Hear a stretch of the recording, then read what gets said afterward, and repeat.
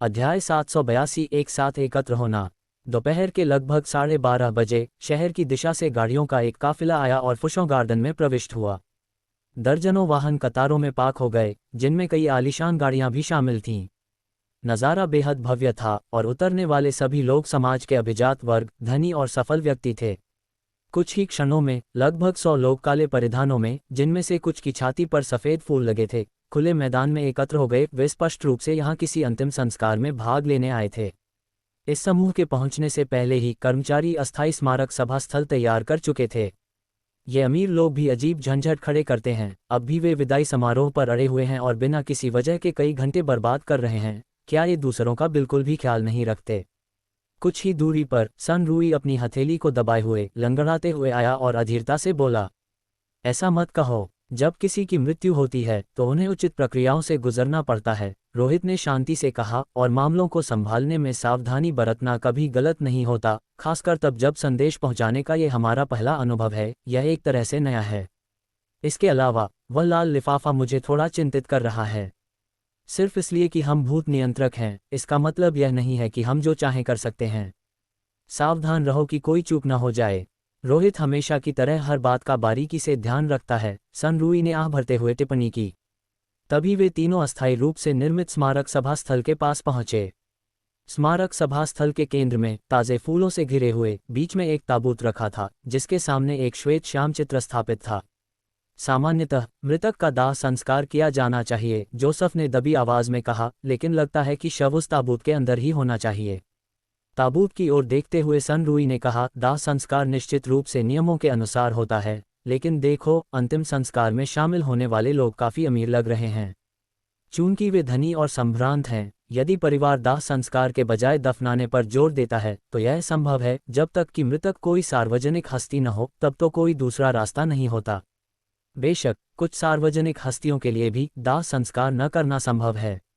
वे चुपके से शव को दफना सकते हैं और बाद में दावा कर सकते हैं कि इसे कुछ समय के लिए शवगृह में रखा गया था। एक बार जब हंगामा शांत हो जाए तो किसे परवाह होगी कि अस्थि कलश में वास्तव में राख है भी या नहीं? क्या लोग ऐसा भी करते हैं? जोसेफ ने हैरान होकर पूछा। सन रूई ने कहा, आखिरकार हमारी पारंपरिक प्रथा दफनाने की ही है। अब क्या ही किया जा सकता है, सही न? तो रोहित, आगे क्या? अगर तुम मुझसे पूछो तो हम भूत क्षेत्र खोल सकते हैं, पत्र को ताबूत में फेंक सकते हैं, और दोपहर में जब इसे दफना दिया जाएगा तो हमारा वितरण अपने आप पूरा हो जाएगा। समय और प्रयास दोनों की बचत होगी। वह सहजता से बोला, पत्र पहुंचाने के काम को बिल्कुल साधारण और बिना किसी कठिनाई का मानते हुए। उसे लग रहा था कि इस बार छोटी सी बात का बतंगड़ बनाया जा रहा है। अगर जोसेफ अकेला भी आता तो वह इसे आसानी से पूरा कर सकता था। उस क्षण रोहित चुप रहा। ताबूत वाले तंबू में अपनी भूतिया दृष्टि से झांकते हुए उसके कदम ठिठक गए। बिना किसी अलौकिक शक्ति की बाधा के उसकी भूतिया दृष्टि ने आवरण को भेद दिया और ताबूत के अंदर का नज़ारा सामने ला दिया। वास्तव में अंदर एक शव था, लगभग 70 वर्ष की एक वृद्धा की देह, जिसका बेजान निष्प्राण चेहरा झुर्रियों से भरे मृत मुखड़े पर थोड़ी सी जीवता लाने के लिए सफ़ेद फाउंडेशन और रूज से सजाया गया था। धंसी हुई आंखें कसकर बंद थीं और दुबले पतले मोम जैसे हाथ आगे की ओर एक दूसरे पर रखे हुए अकड़े और सीधे पड़े थे। शव ने काले रंग के अंत्येष्टि वस्त्र पहन रखे थे, जो भारीपन का एहसास करा रहे थे और एक अजीब सी भयावहता बिखेर रहे थे। रोहित, जिसने अनगिनत शव देखे थे, बिल्कुल विचलित नहीं हुआ। एक बार फिर पुष्टि करने के बाद रोहित पूरे दावे के साथ कह सकता था कि यह एक साधारण मृत शरीर से बढ़कर कुछ नहीं था, जिसमें किसी भी अलौकिक तत्व का नामो निशान नहीं था। लेकिन अजीब बात ठीक यहीं पर थी।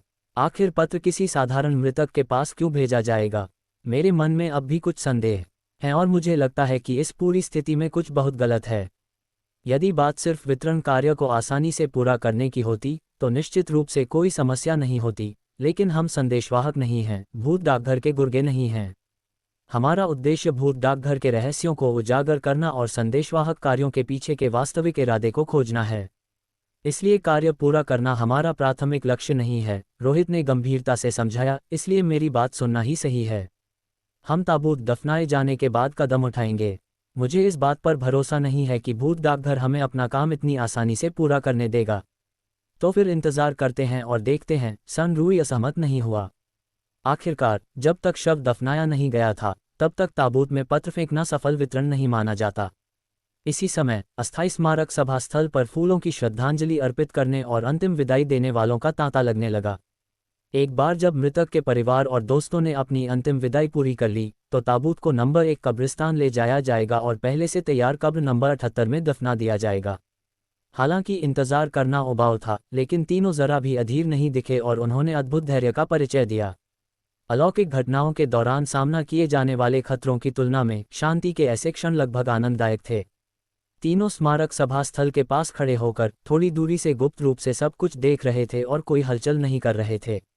हालांकि इस अजीब व्यवहार ने एल्डर ल्यू के बेटे पारेश ल्यू का ध्यान आकर्षित किया। पारेश ल्यू दाहाई शहर में एक कंपनी का अध्यक्ष था, जिसकी उम्र 50 के आसपास थी। वह छोटे कद का, गोल-मटोल लेकिन प्रभावशाली व्यक्तित्व वाला व्यक्ति था। वहां खड़े वे 3 लोग कौन हैं? वे रिश्तेदार या दोस्त नहीं लगते। जाकर उनसे पूछो कि क्या वे विदाई समारोह के लिए आए हैं। अगर वे अजनबी हैं, तो उनसे पीछे हटने को कहो। मैं नहीं चाहता कि असंबंधित लोग यहाँ ऐसे खड़े रहें जैसे किसी तमाशे का मजा ले रहे हों, उसने आदेश दिया। जी, बॉस, काले सूट में एक सहायक ने सिर हिलाते हुए कहा। विनम्र रहना, पारेश ल्यू ने आगे कहा, मैं नहीं चाहता कि बाद में कोई बहस हो जिससे कोई हंगामा खड़ा हो। इतने सारे लोग आ रहे हैं, हम किसी भी तरह की शर्मिंदगी बर्दाश्त नहीं कर सकते। उसका स्वर बहुत गंभीर था, जिससे अधिकार झलक रहा था। चिंता न करें बॉस, मैं संभाल लूंगा, सहायक ने सिर हिलाया। इसके तुरंत बाद वह सहायक चलकर पास आया। दोस्तों, मैं प्रेसिडेंट ल्यू का सहायक हूं, मेरा नाम अरुण है, आप मुझे अरुण बुला सकते हैं। इस व्यक्ति ने बहुत विनम्रता से अपना परिचय दिया। मैं सोच रहा था कि क्या आप भी विदाई समारोह में शामिल होने आए हैं। मैंने देखा कि आप काफ़ी जल्दी आ गए थे और काफ़ी देर से यहाँ खड़े हैं। मैं मृतक के परिवार को नहीं जानता, मैं यहाँ अंतिम संस्कार के लिए नहीं आया हूँ, रोहित ने सीधे शब्दों में कहा। अरुण ने कहा, चूंकि आप प्रेसिडेंट ल्यू के मित्र नहीं हैं, तो क्या आप कृपया कुछ समय के लिए यहाँ से हट सकते हैं और हमारे विदाई समारोह में बाधा न डालें। सन रूई ने अपनी छड़ी जमीन पर पटकी, जिससे एक भारी आवाज़ हुई, क्या तुम्हें लगता है कि हम तुम्हारे अंतिम संस्कार में बाधा डाल रहे हैं? क्या मजाक है, हम तो बस यहाँ के नज़ारे का आनंद लेने, ठंडी हवा का एहसास करने आए हैं। हम तुम्हारे शोक सभा स्थल से दर्जनों मीटर दूर हैं। इससे कोई बाधा कैसे हो सकती है? क्या तुमने ये पूरी जगह बुक कर ली है? मुझे बहुत अफसोस है, हमने वास्तव में आज के लिए इस स्थान का भुगतान किया है और हम आशा करते हैं कि आप तीनों इस बात को समझेंगे। आखिरकार मृतक के प्रति सम्मान सर्वोपरि है। तो क्या आप कृपया कुछ देर के लिए एक तरफ हो सकते हैं? अरुण ने गंभीरता से अनुरोध किया। तुमने कितना भुगतान किया? 1 लाख या 3 लाख? अगर मैं उससे 2 गुना भुगतान करूं, तो क्या तुम अपने लोगों से कहकर ताबूत को जल्दी से यहाँ से ले जा सकते हो? सन रूई ने रूखे चेहरे से कहा, एक तरफ हटो, हमें परेशान मत करो। अगर तुमने हमें उकसाया, तो हो सकता है कि आज तुम्हें एक और अंतिम संस्कार करना पड़ जाए। वह बहुत अभद्रता और यहाँ तक कि अपमानजनक तरीके से बोला, लेकिन ये स्वाभाविक था। आखिरकार सन रूई दहान शहर का एक प्रमुख व्यक्तित्व और एक भूत मास्टर भी था। साधारण लोग उसकी गंभीर तवज्जो के लायक भी नहीं थे। हम बस यहाँ खड़े हैं, हम आपके लिए कोई परेशानी खड़ी नहीं करेंगे। अगर आप हमें भगाने की कोशिश करेंगे तो हम इसे स्वीकार नहीं करेंगे, जोसेफ ने भी कठोर चेहरे के साथ कहा। चूंकि पत्र प्राप्त करने वाला ठीक उनके सामने था, इसलिए इस नाजुक मोड़ पर पैनी नज़र रखना ही सबसे बेहतर था। महाशय, मुझे बहुत अफसोस है, मेरा वह इरादा नहीं था। मैं बस यही उम्मीद कर रहा था कि आप कुछ समय के लिए एक तरफ हो जाएं। हमारे विदाई समारोह के समाप्त होने के बाद आप जब तक चाहें यहाँ खड़े रह सकते हैं। मुझे उम्मीद है कि आप समझेंगे, कृपया, उसने प्रार्थना की। सहायक अरुण ने सन रूई के हाथ में शुद्ध सोने की छड़ी भी देख ली थी, जिसके ऊपरी हिस्से पर एक विशाल माणिक जड़ा हुआ था, जिसकी कीमत केवल उस सजावट से ही 10 मिलियन से कम नहीं थी। इसलिए उसके सामने खड़े तीनों लोग या तो अमीर थे या संभ्रांत, शायद उसके अपने बॉस पारेश ल्यू से भी अधिक प्रभावशाली। अरुण, जो गुस्सा करने वाला था, ने अपने गुस्से को दबाया और इसके बजाय बहुत विनम्रता से माफ़ी मांगी। सन रूई ने खारिज करने वाले अंदाज में हाथ हिलाया, अगर तुम्हारे पास कोई और काम नहीं है, तो यहाँ से जाओ। हमें परेशान मत करो। इसके अलावा हम यहाँ से नहीं जाएंगे। हमें भगाने का विचार जितनी जल्दी हो सके दिल से निकाल दो। अगर कोई हंगामा होता है, तो ये कुछ ऐसा होगा जिसे तुम लोग बर्दाश्त नहीं कर पाओगे। मैं अभी भी अच्छे से बात कर रहा हूँ। अगर कोई और होता, तो आज तुम इतने भाग्यशाली न होते। उसने अधीरता से उस आदमी को भगा दिया। ये अरुण नाम का सहायक कुछ पल के लिए असमंजस में पड़ गया। वह वास्तव में कुछ शक्तिशाली व्यक्तियों को भड़काने से डरता था, क्योंकि दहाई शहर में अमीर और प्रभावशाली हस्तियों की कोई कमी नहीं थी। थोड़ी देर हिचकिचाने के बाद अरुण केवल मुड़कर चला गया और फिर पारेश यू को स्थिति की रिपोर्ट देने गया। बॉस, वे कुछ लोग साधारण इंसान नहीं लगते और वे थोड़े अजीब भी हैं। मुझे लगता है कि किसी भी परेशानी से बचने के लिए उन्हें न भगाना ही बेहतर होगा, उसने सलाह दी। जैसे ही पारेश यू ने ये सुना, उसका चेहरा तुरंत उतर गया। वह अपनी ही मां के विदाई समारोह के दौरान असंबंधित लोगों को दर्शकों के रूप में वहां खड़े रहने की अनुमति कैसे दे सकता था, वह भी तब जब वे आंख की किरकिरी बने हुए थे।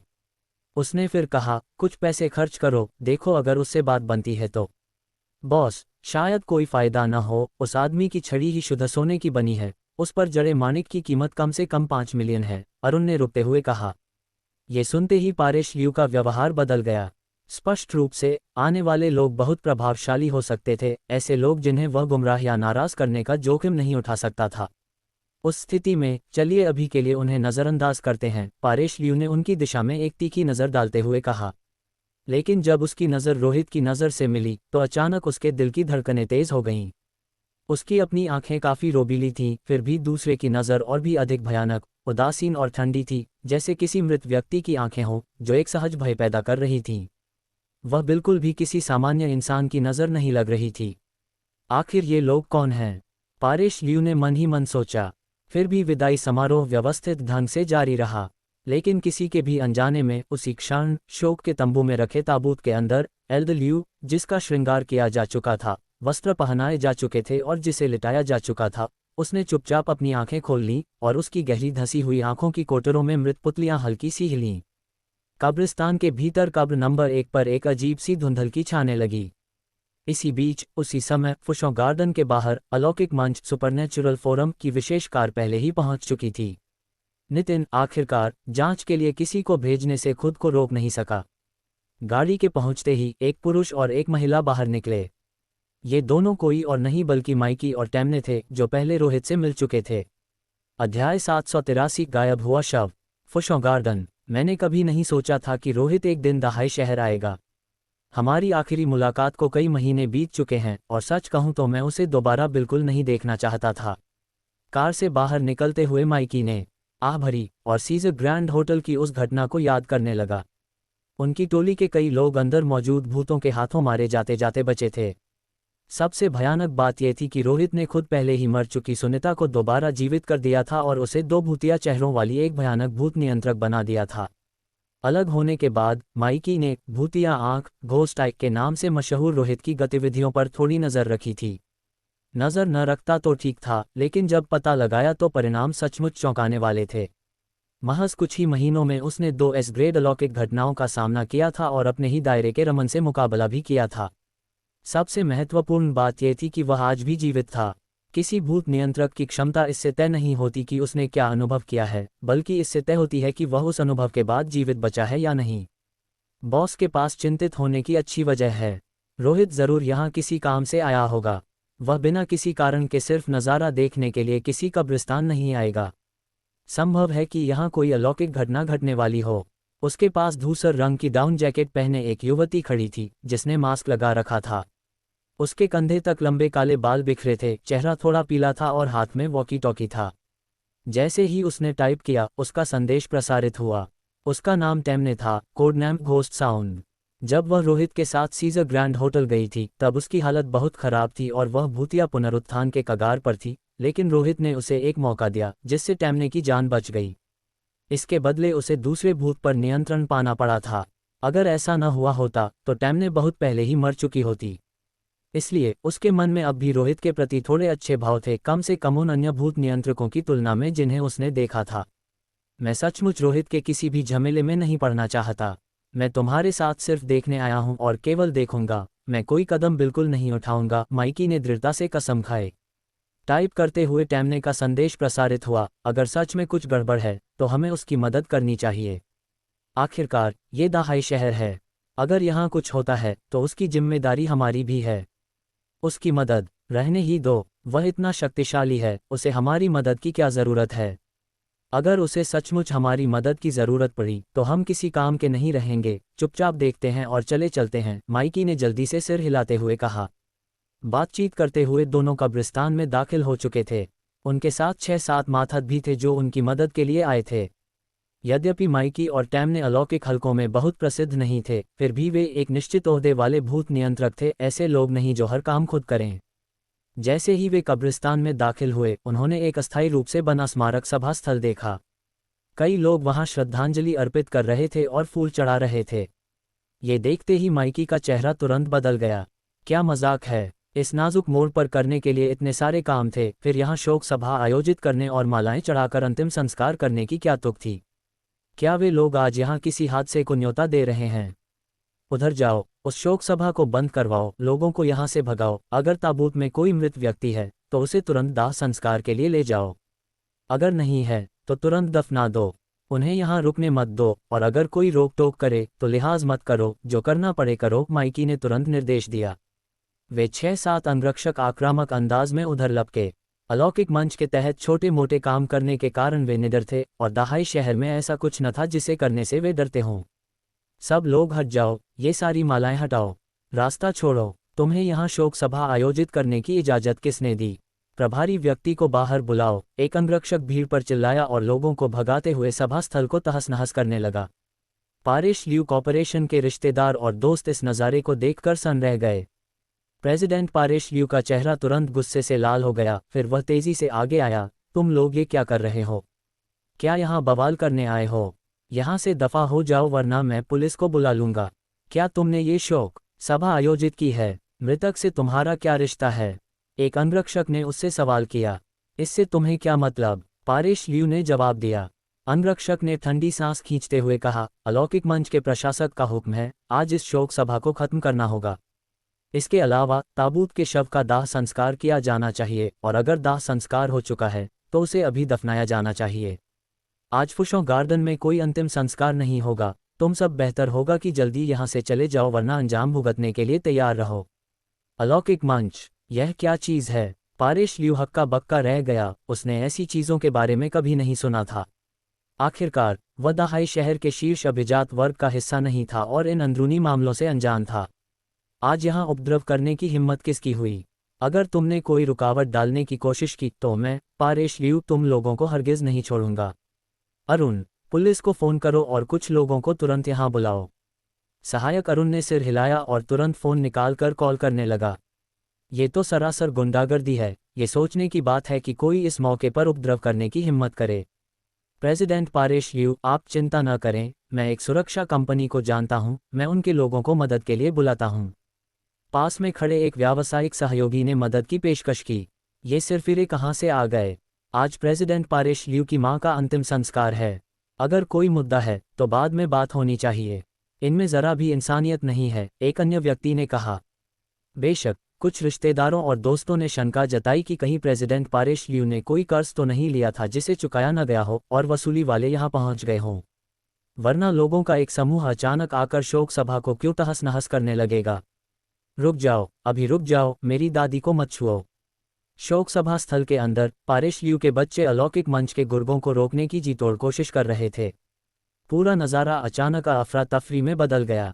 पारिश ल्यू का चेहरा लगातार बदल रहा था। वह इतना गुस्से में था कि किसी की जान ले ले, लेकिन समझदारी यही कह रही थी कि इस समय झगड़ा शुरू करने से बात बिगड़ेगी ही। उसने अपने सहायक को घटना की सूचना देने और लोगों को बुलाने का निर्देश दे दिया था। ज़्यादा से ज़्यादा आधे घंटे में इन लोगों को बाहर खदेड़ दिया जाएगा या गिरफ्तार करा दिया जाएगा। हालांकि उसी क्षण अचानक एक तेज धमाका हुआ। ये बंदूक की गोली की आवाज़ थी। कई लोग डर के मारे चिल्ला उठे और फिर दहशत के साए में गोली चलने की दिशा में देखने लगे। गोली की दिशा से एक नवयुवक और युवती आगे बढ़े। जिसने गोली चलाई थी वह वही युवक था, 20-22 साल का एक युवक जिसका चेहरा पीला और अस्वस्थ दिख रहा था, लेकिन उसकी आंखें अजीब रूप से भयानक थीं जो सबको घूर रही थीं। भीड़ को तितर बितर करने का सबसे तेज तरीका सबसे सीधा तरीका होता है। मैं तुम्हें 20 सेकंड दे रहा हूं और अगर तब तक भी कोई यहाँ रहा तो मैं उसे उड़ा दूंगा। माइकी ने हाथ में बंदूक लिए अंतिम संस्कार में आए लोगों को धमकी दी। तुम सब। पारिश ल्यू की आंखें फटी की फटी रह गईं। इस क्षण उसका दिल कांप उठा। उसने ऐसे खूंखार गुंडों का क्या बिगाड़ा था जो उसकी मां के अंतिम संस्कार में हथियार लेकर आ पहुंचे? अपहरण, रंगदारी या कोई पुरानी दुश्मनी का बदला? उसके दिमाग में तमाम तरह के विचार कौंध गए। क्या तुम पारिश ल्यू हो? माइकी पास आया, आज की घटना का तुमसे कोई लेना देना नहीं है। ये तो बस तुम्हारी बदकिस्मती है कि तुमने अभी अंतिम संस्कार करने का फैसला किया। जल्दी करो, अपने रिश्तेदारों और दोस्तों को लेकर यहाँ से निकल जाओ। ताबूत को मैं संभाल लूंगा और दफनाने के बाद तुम्हें खबर कर दूंगा। अगर तुम्हें पैसे चाहिए तो बस बोल दो, किसी को मारना मत। पारेश लियू का मुंह डर के मारे कांप रहा था। पैसे? माइकी मुस्कुराया, 10 सेकंड बचे हैं। अगर जाने का इरादा नहीं है तो मैं गोली चलाना शुरू करता हूँ। इस क्षण पास खड़े अन्य लोग आखिरकार होश में आए, कुछ चिल्लाते हुए भागने लगे, जबकि कुछ लोग पीले चेहरे के साथ घिसटते रेंगते दूर हटने लगे। अचानक आसपास के सभी लोग तितर-बितर हो गए और पीछे छूट गया केवल तबाही का मंजर। लोग इतने डरे हुए थे कि बिन सिर के मुर्गों की तरह इधर उधर भाग रहे थे। कुछ बाहर निकलने के रास्ते की ओर भागे तो कुछ ने इन लोगों से बचने के लिए कब्रिस्तान के अंदर दौड़ लगा दी। उनकी पहली प्राथमिकता बस उस जगह से दूर जाना था। आखिरकार वे लोग हथियारों से लैस थे, वहां रुकना बहुत खतरनाक था। तुम लोग क्या कर रहे हो? मेरी दादी को नीचे रखो, नीचे रखो। इसी बीच शोक सभा स्थल से हाथापाई की आवाजें आने लगीं। 20-22 साल की एक युवती और एक किशोर अलौकिक मंच के लोगों को ताबूत ले जाने से रोकने की भरसक कोशिश कर रहे थे। लेकिन इस समय ताबूत को काले सूट पहने 4 आदमियों ने उठा लिया था। ऐसा लगा कि वे इसे सीधे दाह संस्कार के लिए ले जाने की योजना बना रहे थे। फिर भी वे दोनों कड़ा विरोध कर रहे थे, उन्हें ताबूत ले जाने नहीं दे रहे थे। एलिना लियू, अरमान, मत, उन्हें मत रोको, उनके पास बंदूकें हैं, छोड़ दो। पारेश लियू का चेहरा बिल्कुल सफ़ेद पड़ चुका था। उसे डर था कि इस हाथापाई के बीच उसकी बेटी और बेटा इन खूंखार बदमाशों के हाथों जख्मी न हो जाएं। अगर तुम्हें डर है कि वे किसी मुसीबत में पड़ जाएंगे तो उन्हें यहाँ से ले जाओ, माइकी ने ठंडे स्वर में कहा। मैं तुम्हारे लिए अंतिम संस्कार का इंतजाम कर दूंगा। वह भी किसी की जान नहीं लेना चाहता था, लेकिन वह यहाँ किसी लाश या शव को छोड़े जाने को बर्दाश्त नहीं कर सकता था। ऐसी चीज़ें बहुत परेशान करने वाली थीं। कब्रिस्तान पहले से ही एक भयावह जगह थी और आज जो कुछ हुआ था उससे माइकी का शक और वहम बढ़ना स्वाभाविक था। अलौकिक मंच के लोगों के हाथ बहुत रूखे थे। जब पारेश लियू की पत्नी और बच्चे उन्हें रोकने की कोशिश कर रहे थे तो वे बिना किसी हमदर्दी के लात घूंसे चलाने लगे। अलौकिक घटनाओं का सामना कर चुके होने के नाते वे आम इंसानों को जरा भी अहमियत नहीं देते थे। हाँ, तभी एक और गोली की आवाज़ गूंजी। कौन गोली चला रहा है? माइकी लड़खड़ाया और फिर दहाड़ा। लगता है तुम्हें गोली लग गई है, टैमने ने टाइप करते हुए स्पीकर से आवाज़ सुनाई। क्या? माइकी ने नीचे देखा और तब जाकर उसका ध्यान अपनी छाती के घाव पर गया जहां से खून बह रहा था, लेकिन वह खून काला और सड़न भरा था, किसी जीवित इंसान के खून जैसा बिल्कुल नहीं। पारेश लियू इतना डर गया कि अपना सिर पकड़कर जमीन पर बैठ गया। हाँ, एक और गोली चली और माइकी के कंधे पर लगी, लेकिन हथियार बहुत शक्तिशाली नहीं था और उसने सिर्फ चमड़ी को चीरकर मांस को थोड़ा नुकसान पहुंचाया। कौन अपनी मौत को दावत दे रहा है? माइकी गोली लगने के बावजूद पूरी तरह जीवित और आग बबूला था। माइकी, बहुत दिनों बाद मिले, तुम अब भी जिंदा हो। इस क्षण रोहित आगे आया। दरअसल उसने माइकी के आदमियों को लोगों को भगाते हुए पहले ही देख लिया था, लेकिन उसने उन्हें नहीं रोका, ये सोचकर कि यह एक अच्छी बात है। अपरिचित लोगों का उस जगह से चला जाना उसके लिए फ़ायदेमंद ही था। लेकिन अगर माइकी के आदमी ताबूत उठाकर ले जाते तो रोहित इसे बर्दाश्त नहीं कर सकता था। बूढ़ी मैडम लियू के शव के बिना वह 78वें नंबर की कब्र के मालिक तक पत्र कैसे पहुंचाता? क्या उसे पत्र को किसी अस्थि कलश में ठूंसना पड़ता? अगर उसे सफल वितरण न माना जाता तो फिर क्या होता? इसलिए रोहित के लिए कदम उठाने का यह सही समय था। तुम रोहित। जब माइकी ने रोहित को अपनी ओर आते देखा तो उसकी आंखें सदमे से फटी की फटी रह गईं।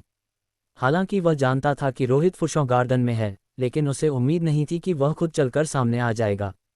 और ऐसा लगा कि गोलियां चलाने वाला भी वही था। हाँ, फिर भी रोहित ने ठंडे चेहरे के साथ एक और गोली चला दी। रुको रोहित, मेरी बात सुनो, बिना सोचे समझे गोलियां मत चलाओ, माइकी ने घबराकर हाथ जोड़ते हुए गिड़गिड़ाया। उसका पिछला रोब और दबदबा हवा हो चुका था। लेकिन रोहित के कदम ठिठक गए। उसने बंदूक नीचे की और कहा, तुम्हें यहाँ नहीं आना चाहिए था। ये जानते हुए भी कि मैं फुशों गार्डन में चीज़ों को संभाल रहा हूँ, तुम फिर भी आ गए। क्या नितिन ने तुम्हें भेजा था या तुम इस इलाके के प्रबंधक हो? माइकी के शरीर में गोली के कई छेद थे, लेकिन वह ऐसे खड़ा था जैसे कुछ हुआ ही न हो। हथियार अब उसे मार नहीं सकते थे, यहाँ तक कि रोहित की बंदूक की सोने की गोलियां भी बेअसर थीं। मैं तो बस उत्सुकतावश यहाँ देखने आ गया था। माइकी की हिम्मत रोहित पर गुस्सा निकालने की नहीं हुई और उसने केवल एक नकली मुस्कान बिखेर दी। उसने पहले कई गोलियां खा चुके होने का जिक्र तक नहीं किया। रोहित ने अपने पास खड़ी टैमने पर एक नज़र डाली, फिर कहा, सिर्फ 2 लोग, तीसरा कहाँ है? क्या तुम लोग 3-3 की टोली में काम नहीं करते? वह मर गया 1 महीने पहले। मौत की वजह एक खूंखार भूत का पुनरुत्थान थी। वह अपने शरीर के अंदर मौजूद भूत को दबा नहीं सका। माइकी के चेहरे के हाव भाव थोड़े बदले, उसकी आवाज़ में दर्द की झलक थी। भूत नियंत्रकों की जिंदगी छोटी होती है। टैमने को भी मर जाना चाहिए था, लेकिन वह खुशकिस्मत थी कि रोहित ने उसे एक मौका दिया, जिससे उसकी जान बच गई। ये सचमुच दुखद है, रोहित ने बेपरवाह होकर शांति से कहा। उसने कई भूत नियंत्रकों की मौत देखी थी और वह बहुत पहले ही इसके प्रति सुन्न हो चुका था। लेकिन क्या तुम यहाँ सिर्फ घूमने आए थे? तुमने कोई उपद्रव करने के बारे में नहीं सोचा? रोहित ने पूछा। माइकी ने थोड़े दुख के साथ जवाब दिया, जब तुम यहाँ हो तो मेरी क्या हिम्मत कि कोई उपद्रव करूं? मैं सचमुच सिर्फ देखने आया था। लोगों को भगाना एक बात है, लेकिन ये ताबूत छीनने का क्या चक्कर है? रोहित ने शोक सभा स्थल की ओर इशारा किया। माइकी ने समझाया, ये बस किसी भी हादसे को रोकने के लिए था। आखिरकार इस जगह को थोड़ा खास होना चाहिए। मैं नहीं चाहता कि यहाँ कोई लाश या शव दिखाई दे। चूंकि तुम इससे असहमत हो, तो मैं ऐसा नहीं करूँगा। अपनी बात खत्म करने के बाद उसने तुरंत अपने मातहतों को ताबूत नीचे रखने और पास आने का हुक्म दिया। सूट पहने 4 अंगरक्षकों ने ज्यादा कुछ कहने की हिम्मत न करते हुए तुरंत अपने उठाए हुए ताबूत को नीचे रख दिया। ये स्पष्ट नहीं था कि यह पास में मौजूद परिवार के सदस्यों के हस्तक्षेप के कारण हुआ या इसलिए कि एक व्यक्ति ने इसे ठीक से नहीं पकड़ा था, लेकिन जैसे ही उन्होंने इसे नीचे रखा, ताबूत अचानक तिरछा हो गया और जमीन पर जोर से गिर पड़ा। गिरने से ताबूत का ढक्कन खुल गया। हालांकि अजीब बात यह थी कि ताबूत खाली था। लियू लाओताई का शव कहीं नहीं था। प्रेसिडेंट पारेश लियू की बेटी एलेना लियू ने सबसे पहले ये देखा। खाली ताबूत को घूरते हुए उसकी आंखें सदमे से फटी रह गईं। पापा, दादी गायब हैं, एलेना लियू ने कहा। उसका शरीर हल्का सा कांप रहा था क्योंकि एक अजीब से डर ने उसे जकड़ लिया था। पारेश लियू, जो जमीन पर सिर पकड़कर बैठा था, ने आखिरकार ऊपर देखा और उसे भी खाली ताबूत दिखाई दिया। क्या शव गायब हो गया है? जब सन रूई ने यह सुना तो उसका रंग उड़ गया और वह अपनी छड़ी के सहारे लंगड़ाते हुए तेजी से उधर बढ़ा। वह शोक सभा स्थल में गया और चक्कर लगाया, फिर ताबूत पर कई बार थपथपाया और बार बार पुष्टि की कि शव सचमुच गायब था। रोहित, लगता है कोई बड़ी मुसीबत आने वाली है, जोसेफ ने ऊंचे ऊंचे कब्र के पत्थरों की ओर देखते हुए गंभीर आवाज में कहा, जो न जाने क्यों अब एक बढ़ता हुआ खौफ बिखेर रहे थे। क्या ये संभव है कि शव को समय से पहले दफना दिया गया हो, ताबूत में रखा ही न गया हो? सन रूई ने वापस आकर भारी आवाज में कहा। रोहित ने थोड़ा ऊपर देखा और कहा, नहीं, मैंने पहले भूतिया आंख से जांच की थी और मैं पूरी तरह आश्वस्त था कि ताबूत में एक बुजुर्ग महिला का शव मौजूद था। इस बयान के साथ ही हर किसी की रीढ़ की हड्डी में एक सिहरन दौड़ गई। शायद कोई अलौकिक घटना। यह विचार बिना बुलाए उनके जहन में कौंध गया। ये कैसे संभव हो सकता है? एक साधारण शव अचानक कैसे भूत में बदल सकता है? सन रूई ने अपने दांत भींचे और आखिरी शब्द बोलते समय बहुत सावधानी बरती। अभी यह पुष्टि नहीं हुई है कि वह कोई भूत है। शायद ये सिर्फ कोई मजाक हो, माइकी ने जल्दी से कहा। हो सकता है शव चोरी हो गया हो। कोई शव चुराने की जहमत क्यों उठाएगा? अगर किसी ने ये शव चुराया है तो उसका संबंध भूत क्षेत्र, घोस्ट डोमेन से होना चाहिए, जोसेफ ने कहा। माइकी एक पल के लिए खामोश हो गया। उसकी हिम्मत ये कहने की नहीं हुई कि शायद बॉस नितिन ने इसे चुराया हो। आखिरकार बॉस कभी कभी ऐसी बेतुकी हरकतें करते थे, लेकिन ये सिर्फ एक अंदाज़ा था। अगर शव चुराया नहीं गया था बल्कि खुद ही गायब हो गया था, तो स्थिति बहुत गंभीर हो सकती थी। यह इंसान की करतूत हो सकती है, खुद शव में ही कोई समस्या रही हो, या फिर एक और संभावना है कि इस कब्रिस्तान में भूत मौजूद हैं। रोहित ने कहा। उसका अंदाज अब पूरी तरह शांत और गंभीर हो चुका था। अध्याय 784 रहस्यमयी कब्रिस्तान। शव के गायब होने से, जो पहले एक सामान्य विवाद जैसा लग रहा था, माहौल अचानक बेहद भयानक और रहस्यमयी हो गया।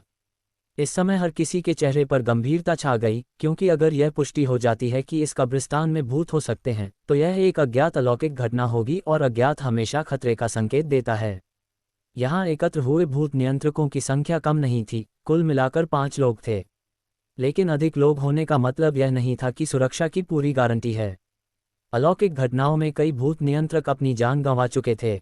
तो हमें ये पक्का करना होगा कि यह किसी इंसान की करतूत है या सचमुच भूतों का खेल। सन रूई ने बेचैनी से अपनी सोने की छड़ी उठाकर जमीन पर थपथपाते हुए कहा।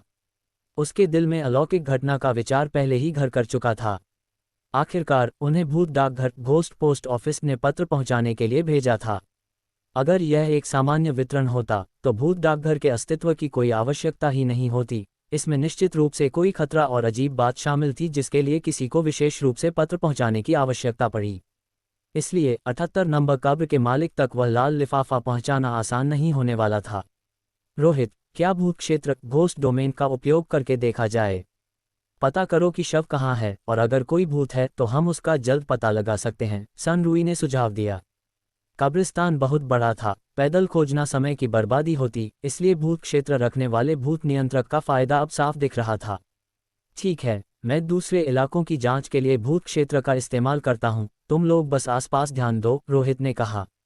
दूर की चीज़ों का मुआयना करते समय उसे थोड़ा ध्यान केंद्रित करने की आवश्यकता थी। कोई समस्या नहीं रोहित, तुम बेझिझक आगे बढ़ो, माइकी ने कहा। रोहित बोला, तुम्हें बिना अंजाम की परवाह किए तमाशा देखने में बहुत मज़ा आता है। मुझे तो शक होने लगा है कि शव का गायब होना तुम्हारे अलौकिक मंच सुपरनेचुरल फोरम के लोगों की जानबूझकर की गई शरारत से जुड़ा है। अभी थोड़ी देर पहले मैंने पुष्टि की थी कि शव ताबूत में था, और जैसे ही तुम आए और ताबूत उठाया गया, शव गायब हो गया, जो अब सीधे मेरे अगले कदम को प्रभावित कर रहा है। ये सचमुच हम नहीं थे, तुम्हें मेरा यकीन करना होगा, माइकी ने कहा। मैं कसम खा सकता हूँ। अगर तुम चाहते हो कि मैं तुम पर यकीन करूं, तो यह आसान है। अगर कुछ अप्रत्याशित होता है तो तुम्हें मेरी व्यवस्थाओं का पालन करना होगा, रोहित ने सीधे शब्दों में कहा। माइकी एक पल के लिए हिचकिचाया, फिर से तुम्हारी व्यवस्थाओं का पालन? पिछली बार कैसर होटल में मैं मरते मरते बचा था। एक खूंखार भूत का सामना करते समय किसे मौत के खतरे का सामना नहीं करना पड़ता। बकवास बंद करो, अगर यह कोई अलौकिक घटना है तो मैं टीम का नेतृत्व करूंगा और तुम आदेशों का पालन करोगे। अगर सब ठीक रहा तो हर कोई अपने रास्ते लौट जाएगा और कुछ नहीं होगा। ठीक है, बात यहीं खत्म करते हैं, मैं अब शुरू कर रहा हूं, रोहित ने नज़र घुमाकर कहा। जैसे ही उसने बोलना बंद किया, एक ही पल में भूत क्षेत्र सक्रिय हो गया। जैसे ही भूतिया आंख घोस्ट आई खुली, पूरा कब्रिस्तान जो पहले दिन के उजाले में था, अचानक लाल रोशनी की एक परत से ढक गया। चमक गायब हो गई, आसपास की हर चीज़ एक भयावह गहरे लाल रंग में बदल गई, और एक अकथनीय अशुभ भावना ने सभी को घेर लिया। रोहित का कदम निर्णायक था, उसने सीधे भूत क्षेत्र की तीसरी परत को सक्रिय किया। भूत क्षेत्र की तीसरी परत भूखे भूत के क्षेत्र के बराबर थी, जो वास्तव में अब कमज़ोर नहीं मानी जाती थी। और भूत क्षेत्र की चौथी परत भूत दूत के क्षेत्र के बराबर थी। जहां तक इन परतों के वर्गीकरण का सवाल है, ये वास्तव में रोहित की अपनी व्यक्तिगत गणना थी। अलौकिक जगत में और भयानक भूतों के सामने भूत क्षेत्र के स्तर जैसी कोई चीज़ नहीं होती, केवल एक ही परत होती है, लेकिन ताकत में अंतर होता है।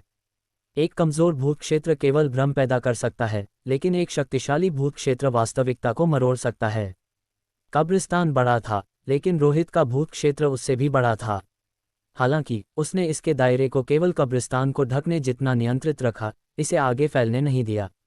रोहित की भूतिया आंख भूत क्षेत्र के भीतर निगरानी कर रही थी, और सिद्धांत रूप में उसकी भूतिया आंख क्षेत्र के भीतर किसी भी स्थान को देख सकती थी, बशर्ते उसमें कोई रुकावट न डाली जा रही हो। आखिरकार कुछ भूत भूतिया आंख की पैनी नज़र का विरोध कर सकते थे, लेकिन जब तक कोई रुकावट होती, भूतिया आंख देख नहीं पाती थी, जिससे स्वाभाविक रूप से यह पुष्टि हो जाती थी कि किस क्षेत्र में समस्या है। पहली कब्र से शुरुआत करते हुए रोहित ने पारेश लियू की मां लियू लाओताई के शरीर को खोजने की कोशिश की, और यह भी देखने का प्रयास किया कि क्या कब्रिस्तान के भीतर कोई भूत दिखाई दे रहा था। पहली कब्र में कोई समस्या नहीं थी, और 78 नंबर कब्र अभी भी खाली थी। एक गड्ढा खोदा गया था, लेकिन कुछ दफनाया नहीं गया था। इसलिए रोहित ने अपनी नज़र दूसरी कब्र पर टिकाई।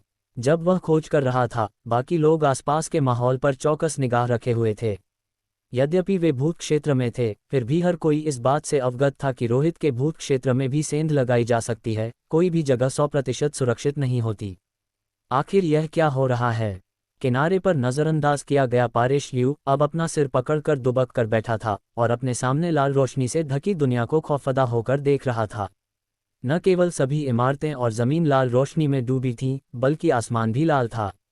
यद्यपि सब कुछ पहले जैसा ही था, फिर भी ये दुनिया हर जगह एक अजीब सा रहस्य बिखेर रही थी। ऐसा लग रहा था मानो बाकी सब कुछ से कट गई हो, जिससे किसी को भी बेहद असहज एहसास हो रहा था। पारेश लियू ने दूसरों को देखा, जिन्हें कुछ भी अजीब नहीं लग रहा था। वे बस बहुत सतर्क थे और अपने आसपास की हलचल पर ध्यान दे रहे थे। अभी थोड़ी देर पहले दो गुटों के बीच गोलीबारी हुई थी। लेकिन अब वे एक साथ मिलकर काम कर रहे थे। और इसके अलावा पहले वाला व्यक्ति, उसे गोली लगी थी, है ना? उसके शरीर पर खून था, लेकिन अब वह ऐसे बर्ताव कर रहा था जैसे कुछ हुआ ही न हो। चोट का कोई निशान नहीं दिख रहा था, बस उसका रंग थोड़ा पीला था। ये लोग कौन थे? पारिश ल्यू का दिल अचंभा और आशंकाओं से भर गया। लेकिन इस समय किसी साधारण इंसान के विचारों पर कोई ध्यान नहीं देने वाला था। जब तक कोई अलौकिक घटना में फंसा रहता है तब तक आम इंसानों को नगण्य माना जाता है, और भूतों को नियंत्रित करने वाले अधिकांश लोग आम लोगों के जीवन या मृत्यु की परवाह नहीं करते, क्योंकि उनका ध्यान केवल अलौकिक घटना में शामिल भूतों पर होता है। कोई समस्या नहीं है। रोहित का चेहरा गंभीर हो गया था। उसने अपने भूत क्षेत्र से पूरे फुशों गार्डन को ढक दिया था, लेकिन उसे कोई समस्या नहीं मिली। न अलौकिक हस्तक्षेप के कोई संकेत थे और न ही बूढ़ी महिला ल्यू के शव का कोई सुराग। ऐसा लग रहा था मानो वास्तविकता उसके साथ कोई मजाक कर रही हो। क्या ऐसा हो सकता है कि वे ज़रूरत से ज़्यादा प्रतिक्रिया दे रहे हों और शव को अलौकिक मंच के दूसरों लोगों द्वारा हटा दिया गया हो? या क्या भूत डाकघर इस वितरण कार्य में हस्तक्षेप कर रहा था, जिससे लक्ष्य गायब हो गया? जब तक असली मुद्दा सामने नहीं आता तब तक सब कुछ केवल एक अंदाज़ा था। नहीं, ये सही नहीं है। कब्रिस्तान में अपने आप में कोई समस्या नहीं है, समस्या तो कब्रों में है। अचानक, जैसे ही रोहित का भूत क्षेत्र ये जांचने के लिए जमीन के नीचे घुस रहा था कि वहां दफनाई गई चीजों में क्या समस्या है, उसने पाया कि उसका भूत क्षेत्र प्रभावित हो रहा था।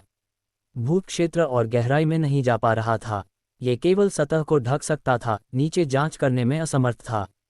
हालांकि सभी जगहें ऐसी नहीं थीं। फुशों गार्डन के अधिकांश अन्य हिस्सों में भूत क्षेत्र समा सकता था, लेकिन कब्रिस्तान की कुछ कब्रों में हस्तक्षेप के संकेत दिख रहे थे। फुशों गार्डन में फैले ये बिखरे हुए क्षेत्र रोहित के भूत क्षेत्र से जबरन काटे गए टुकड़ों की तरह थे, जिससे यह अधूरा और कई कमियों से भरा हो गया था। ऐसी स्थिति में उसे खुद जाकर जांच करने की आवश्यकता थी, क्योंकि भूत क्षेत्र का बहुत कम उपयोग रह गया था। ये सोचते ही रोहित ने अपने भूत क्षेत्र को वापस खींच लिया और लाल रंग की दुनिया तेजी से गायब होने लगी। हालांकि उसके भूत क्षेत्र के गायब होने के बाद फुशों गार्डन अपनी पुरानी स्थिति में वापस नहीं आया। आसमान धुंधला और गहरा हो गया। अचानक ऐसा लगा जैसे रात हो गई हो। लेकिन यह इतना अंधेरा नहीं था कि कुछ दिखे ही नहीं, ये बस बेहद निराशाजनक और धुंधला था। और दूर देखने पर दहाई शहर की इमारतें और टॉवर अब दिखाई नहीं दे रहे थे। यह एक दूसरा भूत क्षेत्र था। ये कैसे हो सकता है? अभी एक पल पहले तो सब ठीक था। जोसेफ अचानक चिल्ला उठा, उसकी आंखें फटी की फटी रह गईं। मैं जानता था कि इस जगह में कुछ गड़बड़ है। बिना किसी वजह के कोई शव अचानक कैसे गायब हो सकता है? अगर मैं गलत नहीं हूं तो यह अलौकिक घटना के अचानक शुरू होने का मूल स्थान होना चाहिए। सन रूई ने गंभीरता से कहा, मैंने भी इस क्षेत्र में कुछ शोध किया है। भूतों का प्रकट होना पूरी तरह से अप्रत्याशित होता है, जिसका कोई निश्चित स्थान या समय नहीं होता। इसीलिए अलौकिक घटनाओं को पहले से नहीं रोका जा सकता। इसलिए जो जगह पूरी तरह से सामान्य लगती है वह अचानक किसी खास पल में असामान्य हो सकती है। भूत डाकघर को जरूर पता रहा होगा कि आज यहाँ कुछ होने वाला है, इसीलिए उन्होंने हमारे लिए पत्र पहुँचाने का इंतजाम किया। वह डाकघर भविष्यवाणी कर सकता है कि भूत कहाँ दिखाई देंगे। नहीं, ये सही नहीं है। अगर भूत डाकघर जानता था कि कोई भूत प्रकट होगा तो वे कैसे जान सकते थे कि हम यहाँ होंगे? पत्र पहुँचाने की समय सीमा 7 दिनों की है। अगर हम एक दिन बाद आए होते और अगर यह जगह भूत क्षेत्र में बदल गई होती तो आम लोग अंदर आ ही नहीं पाते, जिससे पत्र पहुँचाना असंभव हो जाता। भूत डाकघर के वितरण कार्यों में पूरा होने की संभावना होनी ही चाहिए, वरना उन्हें सौंपने का कोई मतलब ही नहीं रह जाएगा। इसके बाद सन रूई के चेहरे के हाव भाव अनिश्चितता से बदलते रहे। उसे लग रहा था कि पूरी स्थिति सवालों और विरोधाभासों से भरी हुई है। ये तर्कसंगत लग रहा था, फिर भी तर्कहीनताओं से भरा हुआ था। रोहित, तुम्हें क्या लगता है कि हमें इस स्थिति में क्या करना चाहिए? मुझे अपनी ओर से अपने बॉस को सूचित करने की आवश्यकता है। मैं सचमुच ऐसी घटना नहीं चाहता जिससे हम निपट न सकें, माइकी ने तुरंत कहा। ये रोहित पर अविश्वास का मामला नहीं था, बल्कि नितिन के आने से उसे अधिक आत्मविश्वास मिलता। उस क्षण रोहित चुप रहा, अचानक हुए बदलाव को शांति से देखता रहा, फिर सन रूई की ओर देखकर धीरे से बोला, तुम्हारा अनुमान सही है। ये वास्तव में अलौकिक घटना का मूल स्थान है, जिसका अर्थ है कि अब हम एक अज्ञात अलौकिक घटना का सामना कर रहे हैं जो अभी अभी शुरू हुई है। लेकिन तुम्हारा दूसरा अंदाजा गलत है, रोहित ने कहा। भूत डाकघर यह भविष्यवाणी नहीं कर सकता कि हम जल्दी आएंगे, लेकिन ये कर सकता है। ये कहते हुए रोहित ने अपने पास से एक गहरे लाल रंग का पत्र निकाला। इस पत्र में कुछ गड़बड़ है। रोहित, तुम्हारा क्या विचार है? सन रूई ने पूछा। फिलहाल मेरे पास कोई पक्का विचार नहीं है, रोहित ने जवाब दिया, बस एक कच्चा अंदाजा है। अगर हम पत्र को यहाँ होने वाली अलौकिक घटनाओं से जोड़ते हैं तो कुछ भी अजीब नहीं है। यहाँ की अलौकिक घटनाएं अचानक प्रकट नहीं होती हैं और वे बिना किसी कारण के भी नहीं हैं। इसकी पूरी संभावना है कि वे इस पत्र को निशाना बना रही हैं। ये पत्र एक शुरुआत है, एक चारा है, एक निर्देशांक है। पत्र को एक प्रकाश स्तंभ समझो। भूत इस रोशनी को देखते हैं और फिर दूसरे भूत क्षेत्रों से यहाँ समाने लगते हैं। ये कहने के बाद रोहित रुका। इस कब्रिस्तान में निश्चित रूप से भूत हैं, लेकिन वे भूत असली दुनिया में दिखाई नहीं दिए हैं। उन्हें किसी अलौकिक क्षेत्र में होना चाहिए। हालांकि इस पत्र के आने के कारण भूत सक्रिय होने लगे हैं और धीरे धीरे इस जगह पर कब्जा कर रहे हैं। इसीलिए ये कब्रिस्तान उस नज़ारे का सामना कर रहा है जो हम अभी देख रहे हैं। उसने उस समय को याद किया जब उसका सामना भूतिया हाथ घोस्ट हैंड से हुआ था। अदृश्य भूतिया हाथ केबिन में यात्रियों का गला घोंट रहे थे और भूत क्षेत्र की तीसरी परत खोलने के बाद ही उसे उस भूतिया हाथ के स्रोत का पता चला था। ये दर्शाता है कि कुछ भूत अपने स्वयं के भूत क्षेत्र के साथ आते हैं जो सामान्य आंखों से दिखाई नहीं देते। लेकिन यहाँ की स्थिति थोड़ी अधिक विशेष है। तो तुम्हारा कहना है कि एक डाकिया का मुख्य काम अलौकिक घटनाओं को न्योता देना है। सन रूई ने अपनी आंखें सिकुड़ी। उससे एक ठंडी जानलेवा मंशा झलक रही थी। जो लोग चिट्ठी पहुंचाते हैं वे सभी मरने के लायक हैं। भले ही इन लोगों को इस बात की जानकारी न हो कि वे क्या कर रहे हैं और उनमें से अधिकांश निर्दोष आम लोग हों, लेकिन अगर वे एक के बाद एक अलौकिक घटनाओं को जन्म देते हैं तो उनका अस्तित्व स्वीकार्य नहीं हो सकता। नहीं, हम अभी किसी निष्कर्ष पर नहीं पहुंच सकते। अगर पत्र केवल अलौकिक घटनाओं को आकर्षित करता है तो इसे सटीक रूप से पहुंचाने की कोई आवश्यकता ही नहीं होती। इसे किसी विशिष्ट स्थान पर पहुंचा देना ही काफ़ी होता। रोहित ने बात जारी रखी। इस बार हमारा काम इसे कब्र नंबर 78 के विशिष्ट मालिक के हाथों में सौंपना है। इसलिए यह आखिरकार किस बात का प्रतिनिधित्व करता है, यह अब भी एक रहस्य है। ये सुनकर सन रूई ने गंभीरता से सिर हिलाया। तो क्या हम पत्र पहुंचाना जारी रखें या अभी के लिए इस जगह को छोड़ दें? क्या हमारे पास कोई विकल्प है? अब जब भूत डाकघर और फुशों गार्डन की अलौकिक घटनाएं आपस में उलझ चुकी हैं, तो अगर हम ये पत्र नहीं पहुंचाते हैं तो हम केवल ऊपर जाने में असमर्थ नहीं होंगे, बल्कि काम में असफल होने के कारण हम पर खूंखार आत्माओं द्वारा हमला भी किया जाएगा। किसी भी तरह से हम भूतों के हमले से नहीं बच सकते। निष्क्रिय रूप से खतरे का सामना करने के बजाय पहल करना बेहतर है। और इसके अलावा क्या तुम्हें सचमुच लगता है कि अब यहाँ से निकलना इतना आसान है? रोहित के चेहरे पर गंभीर भाव थे क्योंकि उसने दूर बने कब्रिस्तान की ओर इशारा किया। न जाने क्यों कब्रिस्तान में कब्रों की संख्या बढ़ती हुई लग रही थी। जो कब्रें फुशों गार्डन की नहीं थीं, वे बाकी कब्रों के साथ मिल गई थीं और मूल दफन स्थलों की जगह लेकर उन पर कब्जा कर रही थीं, जिससे कब्र के पत्थर और कब्रें बेमिल और अस्त व्यस्त हो गई थीं। कब्रों की संख्या बढ़ गई है। सभी के चेहरे के हाव भाव अचानक बदल गए। जमीन भी बदल गई है, सन रूई ने अचानक कहा। नीचे देखने पर पहले की साफ और व्यवस्थित डामर की सड़क इस समय गायब हो चुकी थी और एक कच्चे मिट्टी के रास्ते में बदल गई थी। भूत क्षेत्र का प्रभाव गहरा होता जा रहा है और इसने वास्तविकता को प्रभावित करना शुरू कर दिया है। रोहित ने अपने पैरों के नीचे की ढीली मिट्टी को महसूस करते हुए कहा। यह कोई भ्रम नहीं था, बल्कि वास्तविकता थी। वास्तविकता में इस आक्रमण की गति ये संकेत दे रही थी कि एक बड़ी मुसीबत दस्तक देने वाली है। रोहित ने एक बार फिर अपने हाथ में रखे लाल पत्र को देखा। शायद लाल रंग खतरे का प्रतीक है। यह मौत का पत्र है। इस मामले में फंसे आम लोगों को निश्चित रूप से जीवन और मृत्यु की स्थिति का सामना करना पड़ता है और उनका बचना लगभग असंभव होता है। भूत क्षेत्र प्रकट हो चुका है, जिसका अर्थ है कि वापस लौटने का रास्ता सील कर दिया गया है। और भूत क्षेत्र के भीतर निश्चित रूप से एक खूंखार आत्मा मौजूद है। अभी तक किसी की मौत नहीं हुई है। इसका कारण सिर्फ इतना है कि अभी तक किसी को भूत द्वारा निशाना नहीं बनाया गया है। प्रभाव का स्तर भूत क्षेत्र की चौथी परत तक पहुंच गया है। मुझे आश्चर्य है कि क्या मैं भूत क्षेत्र की 5वीं परत खोलकर यहां से निकल सकता हूं? रोहित ने आंखों में चमक और दिल में अनिश्चितता के साथ विचार किया। यदि भूत क्षेत्र की 5वीं परत के साथ भी कोई बाहर नहीं निकल सकता है तो समस्या बहुत गंभीर है। उसने दूसरों पर एक नज़र डाली। सन रूई, जोसेफ, माइकी और वल्टेम ने। उन चारों और खुद के साथ वे भूतों के खिलाफ अपना बचाव करने में सक्षम होने चाहिए, है ना? अगर वे सचमुच किसी बेकाबू स्थिति का सामना करते हैं तो पीछे हटने के बारे में सोचना बहुत देर नहीं होगी। अभी भूत क्षेत्र के 5वें स्तर का उपयोग करना सचमुच एक बर्बादी होगी। और अगर वे फिर भी दूर नहीं भाग सके तो उन्हें उस क्षमता को खूंखार भूतों से निपटने के लिए बचाकर रखना होगा। हर किसी ने रोहित की ओर देखा, जैसे उसके फैसले का इंतजार कर रहे हों। आखिरकार केवल रोहित के पास ही यहाँ भूत क्षेत्र था। यदि वे छोड़ना चाहते थे तो उन्हें या तो उस भूत को पकड़ना होगा जिसने इस जगह को कैद किया था, या भागने के लिए भूत क्षेत्र पर निर्भर रहना होगा। निर्णय लेने की शक्ति रोहित के हाथों में थी। पहले हम पत्र पहुंचाएंगे और फिर मैं तुम्हें यहाँ से बाहर निकालने की कोशिश करूंगा। अगर यह विफल रहता है तो हम केवल भूत का सीधे सामना करने के बारे में सोच सकते हैं। रोहित ने अपना निर्णय लेने से पहले एक पल के लिए विचार किया। माइकी की पलकें इन शब्दों पर फड़क उठी। रोहित, मैं वह पत्र पहुंचाने नहीं जाऊंगा। अगर तुम लोग जाना चाहते हो तो जाओ, मैं बस यहीं रुकूंगा। यहाँ रुकोगे और तुम सुरक्षित रहोगे। मत भूलो कि भूत पहले ही इस जगह पर हमला कर चुका है। अपने पीछे देखो माइकी, रोहित ने ठंडे स्वर में कहा। माइकी ने सहज रूप से अपना सिर पीछे घुमाकर देखा। किसी समय उसके पीछे मिट्टी की जमीन पर एक नीची पुरानी कब्र दिखाई दी थी। उस कब्र के सामने एक कब्र का पत्थर खड़ा था जिस पर किसी का नाम उकेरा गया था, साथ ही एक धुंधला चित्र भी था। चेहरे के नक्श ढले हुए थे और रंग फीके पड़ गए थे, केवल एक अस्पष्ट रूपरेखा दिख रही थी। धत्तेरे की! माइकी डर के मारे उछल पड़ा और अपने पीछे बनी पुरानी कब्र से बचने के लिए तेजी से कई कदम आगे बढ़ गया।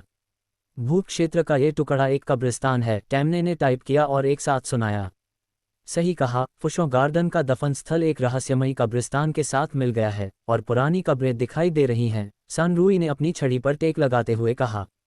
रोहित, मुझे लगता है कि भूत डाकघर जो पत्र हमसे पहुंचाना चाहता है वह 78 नंबर बूढ़ी महिला ल्यू के लिए नहीं है। ये भूत क्षेत्र के भीतर 78वीं कब्र के मालिक के लिए है।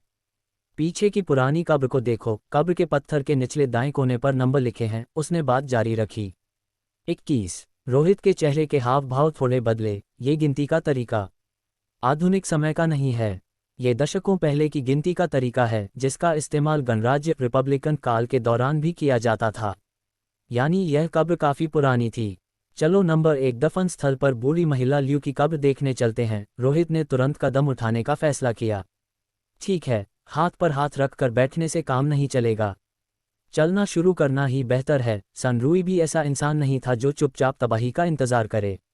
माइकी के पास रोहित के पीछे चलने के अलावा कोई चारा नहीं था। उसने खुद को संभाला। वह अनजाने में इसमें घसीट लिया गया था और अब खुद को बाहर निकालने में असमर्थ था। रुको, 1 मिनट रुको। इस क्षण एक सामान्य इंसान पारेश ल्यू ने अनजानी हिम्मत जुटाकर जाने की तैयारी कर रहे समूह को आवाज दी।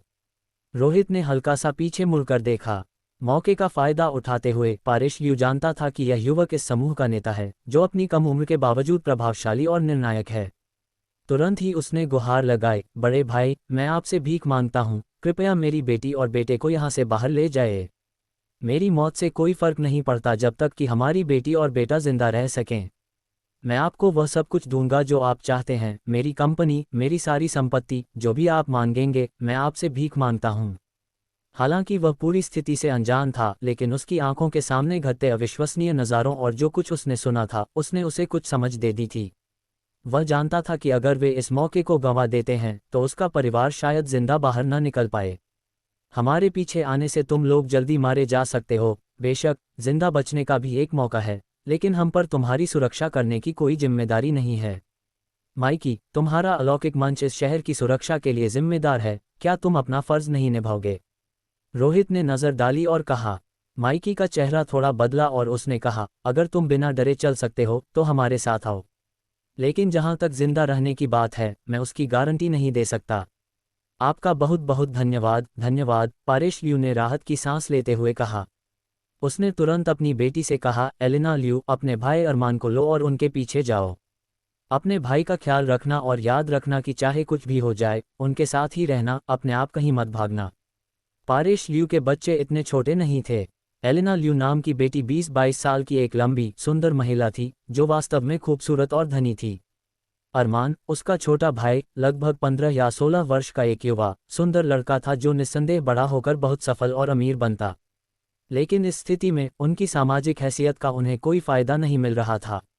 अध्याय 785 कब्र की हलचल। धुंधले कब्रिस्तान के सन्नाटे में रोहित, सनरूई, जोसेफ और उनके साथ माइकी और टेमने मिट्टी भरे रास्ते पर चलते हुए धीरे धीरे कब्रिस्तान की गहराइयों की ओर बढ़ रहे थे।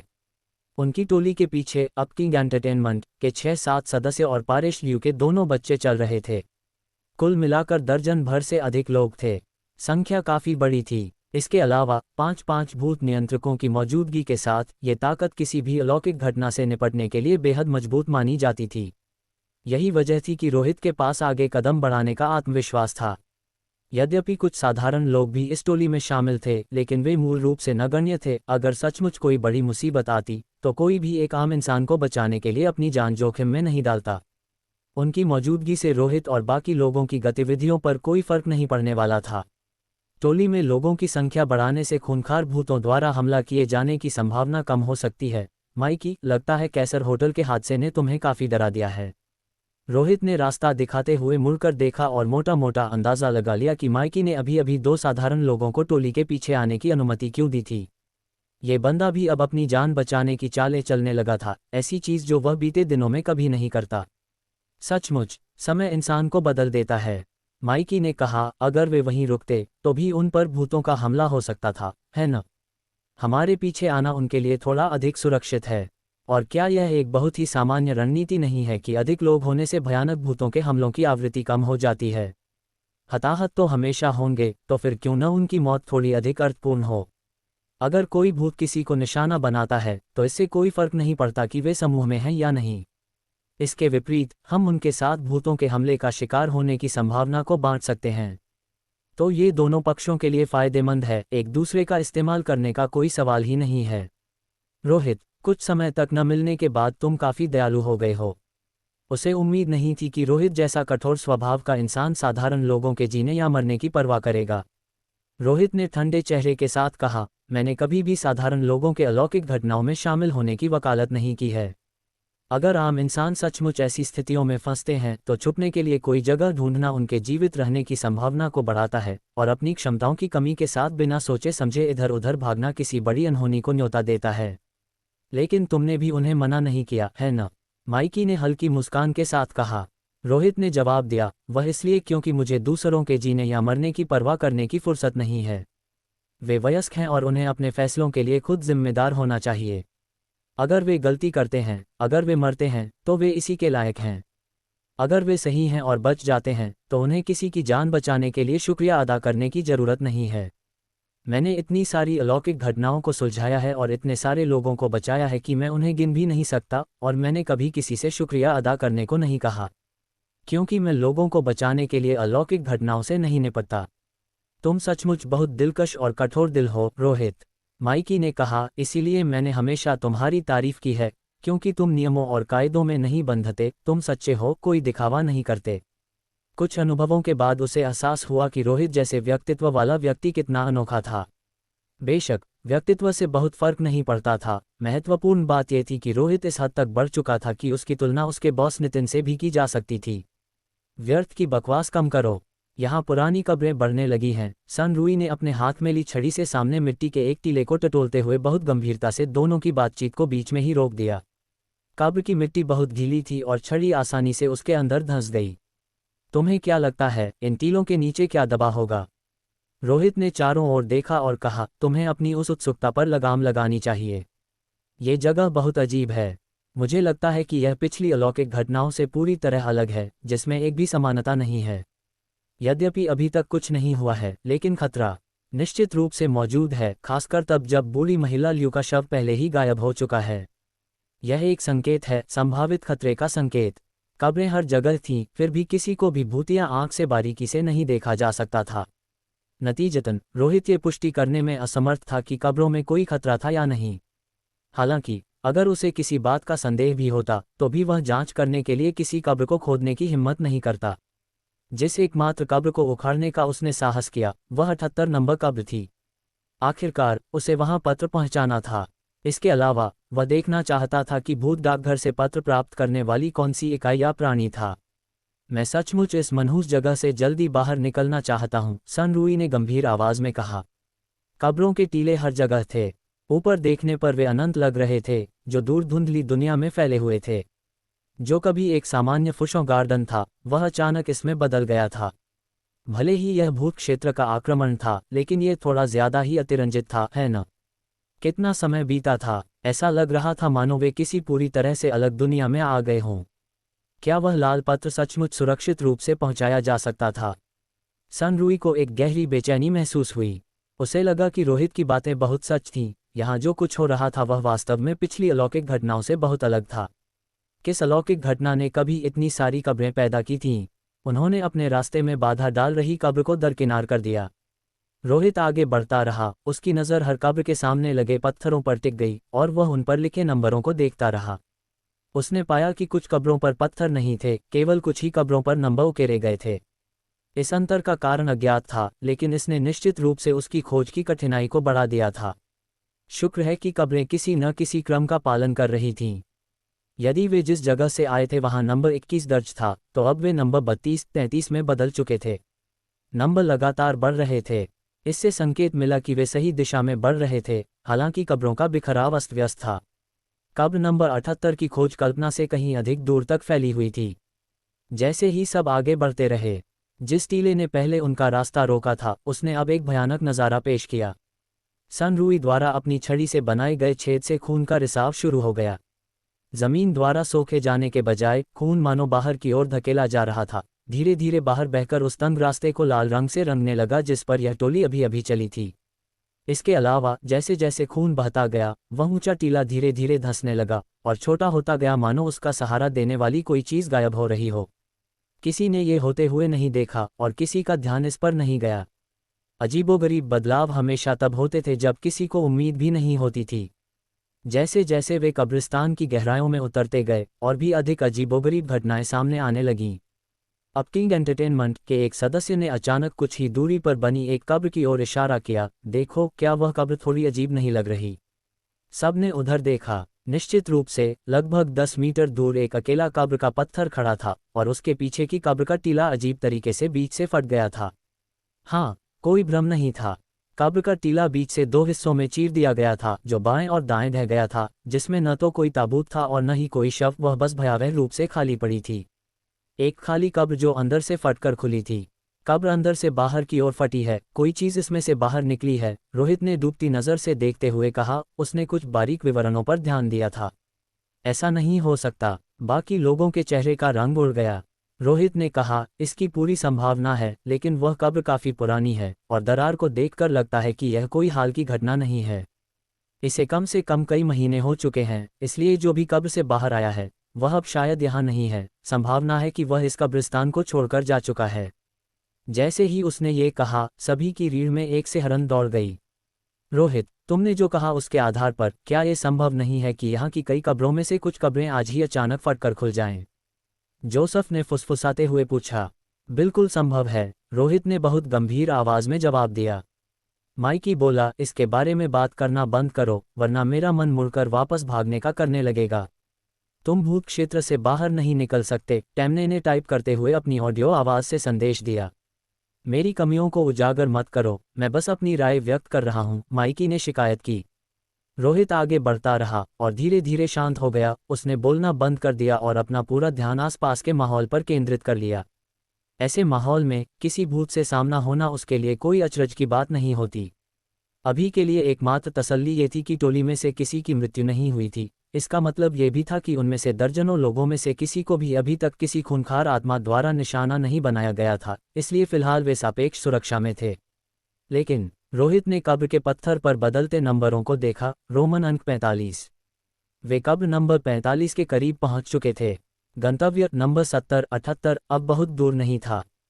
अगर कुछ गलत नहीं हुआ तो पहुंचने में लगभग 10 मिनट का समय लगेगा, जिसे दौड़कर और कम किया जा सकता था। हालांकि वे ज्यादा दूर नहीं गए थे कि वह अचानक रुक गया।